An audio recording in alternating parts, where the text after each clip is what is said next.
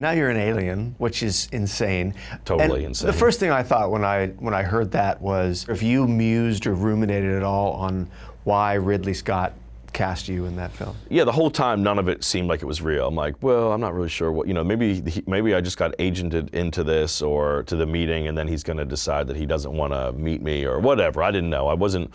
It just seemed like it was so far out there and so far outside the realm of what I thought would even be possible in my career. And then meeting him and like getting along with him and just like, I don't know, something was just incredible. And I could tell that me and him were clicking and we're getting along. And so then to get the call that he wanted me to be a part of it, yeah, it was just nuts. And it really makes you look at yourself and be like, all right, well, if he's seeing something in me that he believes is going to work in this movie, you can either just be self-conscious about that and be like, oh, he's wrong, or you can just be like, you know what, I'm going to trust Ridley Scott and I'm just going to show up and make sure that I just do this, and I'm not going to get all self-conscious and get in my head about it. I'm just going to show up and do the work. Yeah, because I would imagine it'd be easy to think, okay, what version of me does he want, and like, what is he expecting I will bring?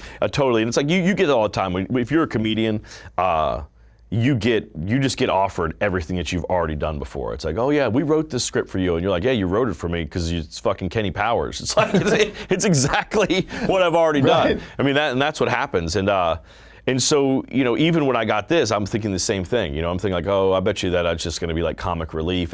But then I got the script and I started reading it, and then I saw what he was going to kind of let me do in this film, and it instantly became something I was just stoked about because it was just different. There seems to be a lot of that in your past through the Eastbound and Down years, of them thinking that's you. I mean, does that feel like a compliment to you, or does that feel sort of odd? Comedy is a tough racket when it comes to the critics. They have a tough relationship with the critics. It's like all these people who cover all these movies, it's not like they're comedy fans, they're film critics, and comedies don't get respect when it comes to awards or anything. And so like you feel that with a lot of the journalists you talk to. I mean, like when I would do interviews for Alien, I can't tell you how many film critics would just like basically kind of be like, this is so crazy. Like, how would you, there's nothing you've done that would ever like allow you to do this. It's like comedy just must be a breeze. You know what I mean? There's no art to that. There's no art. And the fact of the matter is it's way harder than doing anything else. I mean, it is, because it's like if you're into the kind of comedy that I'm into where